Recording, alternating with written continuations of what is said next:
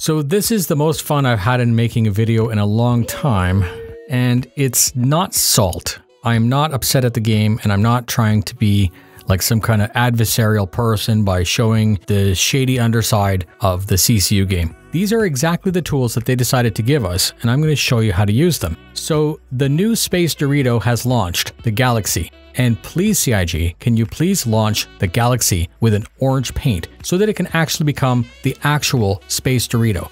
Do this for the Polaris, do this for anything that's wedge-shaped, okay?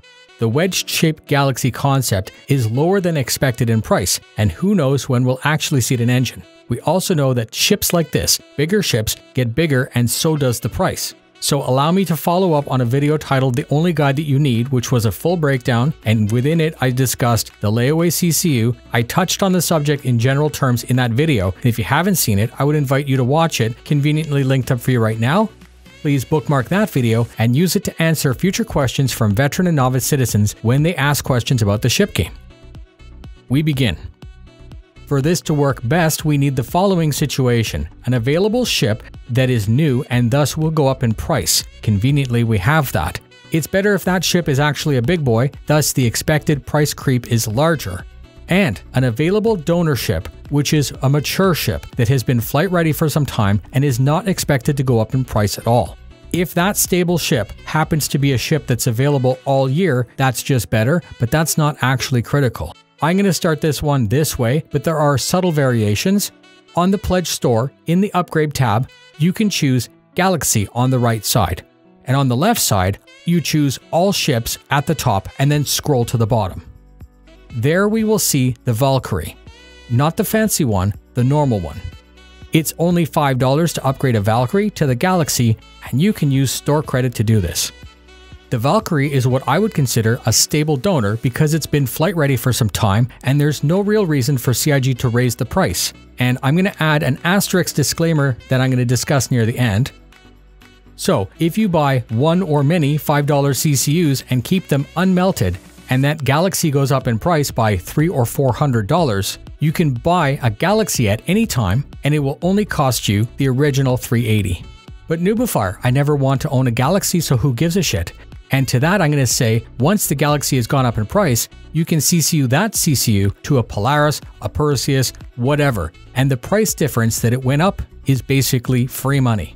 And I can't believe I'm saying that because it's all virtual, right? None of this is actually money, so don't worry about it. But the ships seem to be traded like a commodity. For the sake of the video, just accept the fact that this craziness is money.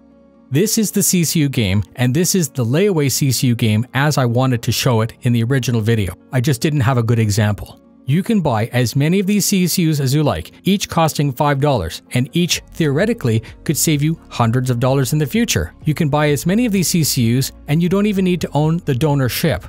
Get the donor ship in the future when it's available and when you want to use the CCU. Buying ships is not needed to enjoy the game. You shouldn't feel the need to buy ships. But I'm targeting those people who know that they're going to buy ships anyways.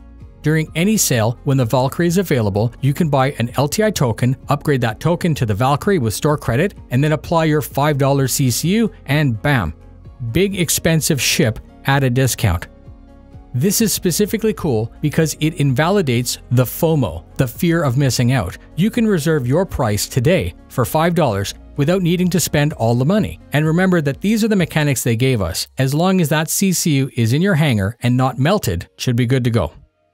So now we're going to have to discuss the modules. If your plan is to actually have this ship in the future, you can buy the module you want at 120-month insurance right now with store credit and tuck that aside for the future. If your plan is to actually have the ship in the future, you've probably already bought it War Bond, and you've probably also bought the Master Set. But you can still do this and still park some $5 CCUs for the future. I'm going to end on the mother of all disclaimers, which we talked about earlier, the big asterisks. This plan completely hinges on the belief that CIG will not raise the price of the Valkyrie. If they do that, this could invalidate the plan, and I wouldn't put them past it to bump the price just a little bit to counter the strategy. It might seem like a jerk move, but if I were them, I would do it. So how can we account for that? Along with the stable Valkyrie to Galaxy CCU for $5, you can go all the way down to find another legacy ship, such as the Connie Aquila, to get a couple CCUs down there. It's going to cost more, but this is a layer of insurance against the scenario that I just spoke about. And of course, this can also be done with store credit. So you can get a mixture of CCUs from stable targets to the galaxy.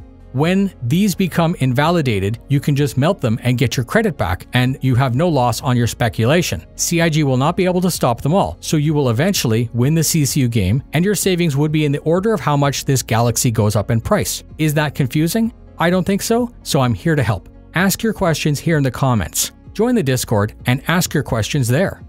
I hate the way that the system exploits FOMO to its advantage. The system is broken though, and you can win it if you plan for your future when opportunities like this become available. The complicated BS that we've inherited, which is the ship game, is confusing, but we don't have to get taken for a ride to get your favorite ship. And as a final disclaimer, this one's gonna sound salty. If the company or game by extension goes bankrupt, there is no refund and no value in your fleet. Having a couple $5 CCUs is a lot less risky than having tens and thousands of dollars in game assets. Be cunning, be shrewd, and fly safe. Don't forget to share the video because I'm not afraid to tell you what you need to know.